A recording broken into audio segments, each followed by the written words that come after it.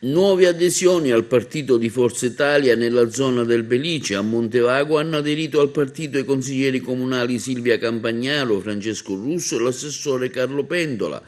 A Santa Margherita del Belice l'assessore Francesco Sciara. A comunicarlo l'onorevole Margherita La Rocca Ruvolo, commissario provinciale di Forza Italia.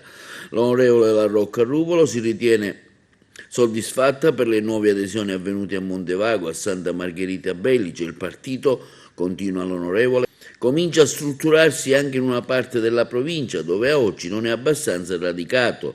Mi auguro, prosegue il deputato regionale, che ci siano nuove adesioni in tutti i comuni dell'Agrigentino. Stiamo già raccogliendo i frutti, la disponibilità di cittadini, di amici, di operatori politici che cercano un punto di riferimento politico e moderato. L'obiettivo, continua l'onorevole Margherita La Rocca Ruvolo, è quello di far crescere il partito nella nostra provincia. Insieme al collega deputato regionale Riccardo Gallo stiamo lavorando in maniera coordinata e coesa perché questo possa accadere. Ci stiamo impegnando per i nostri territori, il rapporto con l'Assemblea regionale siciliana e il governo regionale è forte. Il mio e il nostro impegno è quello di essere portavoce delle istanze del territorio. Comincia il partito a strutturarsi in una parte della provincia dove di fatto ad oggi non è abbastanza radicato.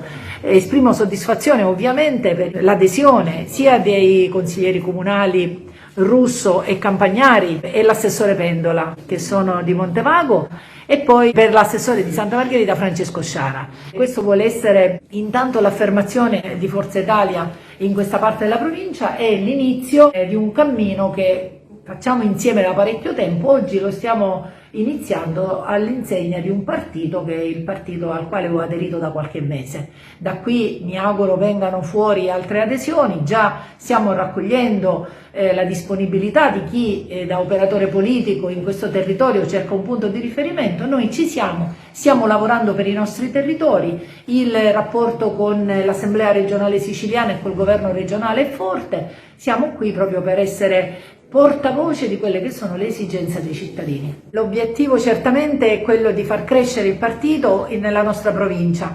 Siamo due deputati, io e l'onorevole Gallo, entrambi stiamo lavorando in maniera coordinata e coesa perché questo possa accadere. Aggregare e dare risposte ai cittadini è l'obiettivo che ci siamo prefissi.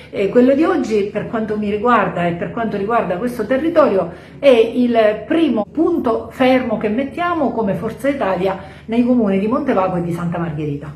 Ho deciso di aderire a Forza Italia perché ho visto nell'onorevole La Rocca un sinonimo di concretezza, di fare i fatti, ed è questo che vogliamo portare nel nostro paese e nel nostro territorio.